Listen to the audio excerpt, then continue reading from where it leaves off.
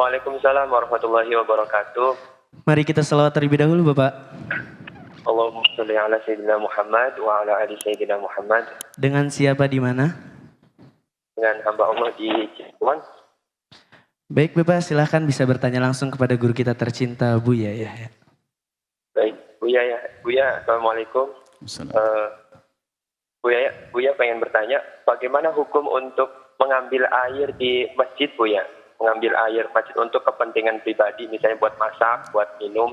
Sebab ini di desa kami itu ada perseteruan antara ustadz, yang satu bilang haram karena itu punyanya masjid, yang satu nggak apa-apa karena itu untuk kepentingan umum gitu. Nah ini. Baik, kami sudah paham pertanyaannya. Kita itu orang yang hidup di akhir ini jangan sok tahu. Tanyakan kepada awal pembuatan sumur itu untuk apa peruntukannya. Disitulah. Itu yang akan menyelesaikan. Ini biasanya ustadz tuh gaya-gaya sok. Pengen dianggap alim semuanya ribut terus. Ini gaya-gaya ustadz yang nggak sehat itu. Menurutkan kalau benar air yang musabbal lil wudu untuk orang sholat yang wakaf untuk sholat nggak boleh dibawa keluar. Itu betul memang. Sumur yang memang diwakafkan untuk orang yang melakukan kegiatan di masjid nggak boleh dibawa keluar, nggak boleh. Cuman apakah betul begitu sumur itu hanya untuk orang sholat saja, atau membuat dulu sekalian deh masyarakat membuat mau anda di sumurnya, jadi yang mewakafkan sumur kan ini kan lagi ada sumber di sini, oke lah tetangga boleh mengambilnya. Loh ini kan perlu tanya dulu. Lah kalau sudah kembali kepada jawaban ini nggak perlu ribut. Ustadz kok ribut? Ini ustadz apa? Jangan biasa ada debat-debat ilmu yang enggak. Tinggal kembalikan kepada asal pembuatan sumur ini untuk apa. Jika untuk masjid dan kepentingan masyarakat, diutamakan masjid, ya sah-sah saja. Karena ada ya di masjid memang sumurnya ada di situ saja. Dari awal menggalinya masyarakat ikut campur sekalian deh, ya bismillah. Jadi wakaf sumurnya adalah sekaligus untuk masyarakat. Bukan untuk orang yang di masjid saja. Sehingga masyarakat boleh mengambil bahkan dialirkan. Nah, seperti itu, jadi ditanyakan saja, nggak usah ribet. Kalau ternyata memang dari wakif yang wakafkan adalah air ini hanya untuk masjid saja, maka tidak diperkenankan dibawa keluar baru. Nah, seperti itu ya, jangan supaya tidak biasa ribut lah, ada solusi tanyakan. Karena yang paling tahu adalah yang mewakafkan itu tujuannya untuk apa, atau yang menerima wakaf waktu itu ngerti tujuannya untuk apa. Jadi kalau memang tujuannya ada jelas, dia ikuti. Al-muslimuna ala syurutihim. Jadi syaratnya pewakaf itu harus dipatuhi. Wakaf jangan, tidak boleh. Ya jangan. Kalau dia mengatakan boleh dipakai siapa saja untuk sumur ini, boleh. Ya jadi boleh. Seperti itu ya. Supaya tidak ribut. Nah, ini dia. Semoga Allah menjaga persatuan lah umat ini. Supaya tidak dikit-dikit ribut. Ya. Tidak indah nanti. Semuanya merasa pengen hebat, pengen alim. Dianggap alim, ini kan kacau dalam hidupnya. Waalaikumsalam. Semoga Ustadz dan keluarga diberi sehat, berkah, husnul khatimah. Amin ya rabbal alamin. Izin bertanya, bagaimana hukumnya menggunakan air masjid untuk keperluan sehari-hari? Ada satu kran untuk masyarakat. Akhir-akhir ini Ibu DKM bilang haram listrik dibayar oleh salah satu warga yang juga jarang menggunakan air. Oke, intinya beginilah. Menggunakan air air masjid gitu ya. Tergantung kepada kesepakatan. Begini, misal ada satu masjid karena masyarakat di situ susah air, ada satu keran, ada satu sumber air, mangga itu bisa digunakan untuk masyarakat. Nah, berarti itu nggak masalah sih sebenarnya. Ya, karena sudah ada pernyataan kesepakatan bersama. Nah, ini teman-teman yang saya sampaikan di program Setetes Sedekah yang ada di Percikan Iman.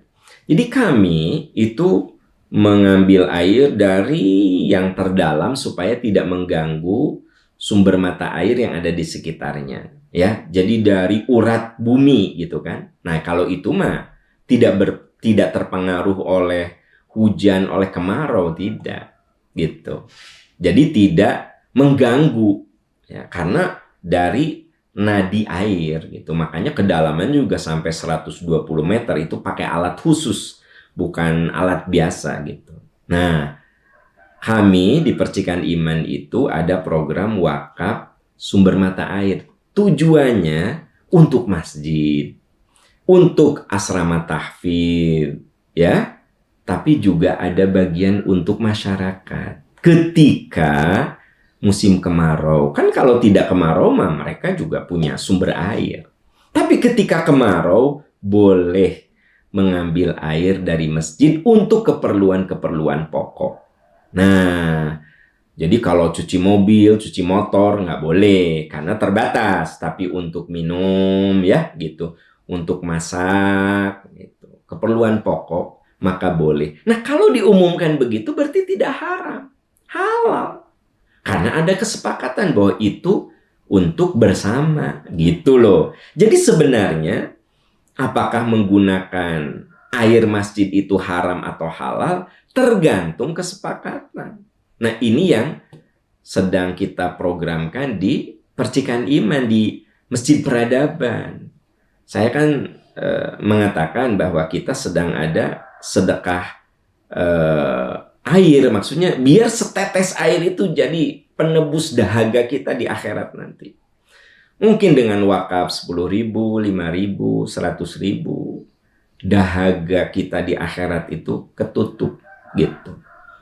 Mungkin rumah tangga kita menjadi teduh karena disiram dengan air sedekah gitu kan. Nah, itu program kita. Tujuannya apa? Tadi supaya masyarakat di situ menikmati juga sumber air dari masjid gitu.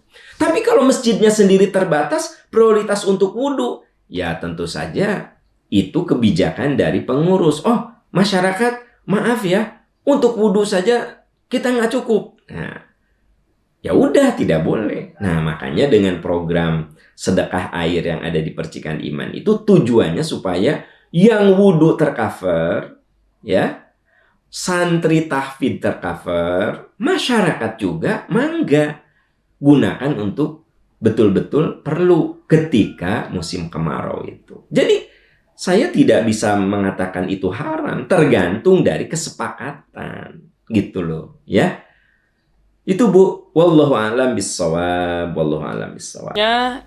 Bagaimana hukum menggunakan air yang ada di masjid untuk mandi?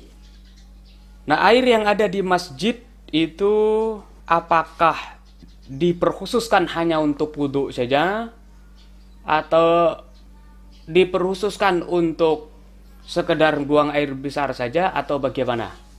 Terutama sekali kita yang membuka program Masjid Tahfidz, santri kita justru mandinya di masjid, ya. Santri kita tinggalnya di rumah yang ada di sekitar masjid, kemudian mandinya itu di masjid. Nah, bagaimana hukum mandi di masjid bagi santri-santri kita atau mungkin masyarakat yang lain? Nah, di dalam kitab Fathul Mu'in di sini dijelaskan wasu'ila al-allamah at-Tambadawi.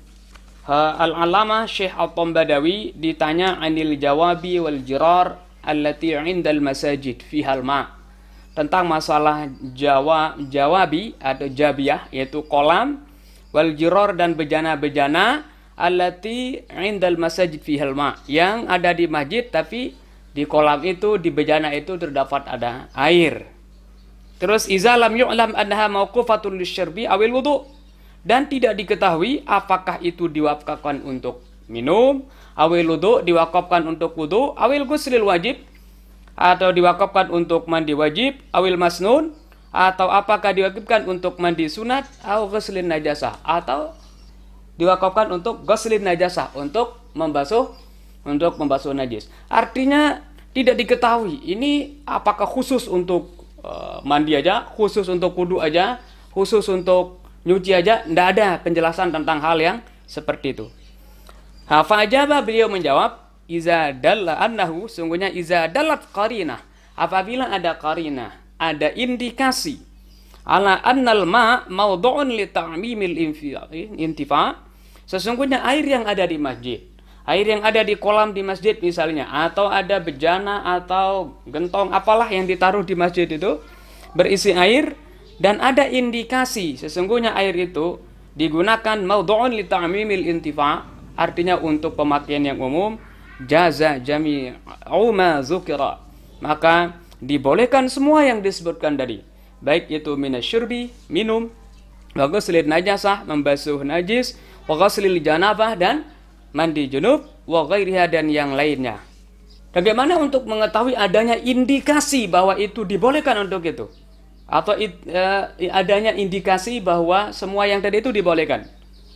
Wa misalul qarinah, dan contoh daripada indikasi itu jiryanun nas ala ta'mimil intifa', yaitu pada dasarnya, pada umumnya masyarakat di sana itu menggunakannya untuk kepentingan umum. Dan min ghairi nakirin min faqihin wa ghairi, dan tidak ada nakir, tidak ada larangan, tidak ada pengingkaran min faqihin wa ghairi, dari orang-orang atau ulama-ulama yang ahli di bidang fikih, wa ghairi, dan yang lainnya yang ada di sekitar masjid atau tempat itu. Intinya adalah apabila ada indikasi bahwa air yang ada di masjid itu digunakan untuk kemaslahatan umum atau untuk masyarakat umum, dan tidak ada larangan dari tokoh agama yang ada di sekitar itu, maka dianggap boleh untuk menggunakan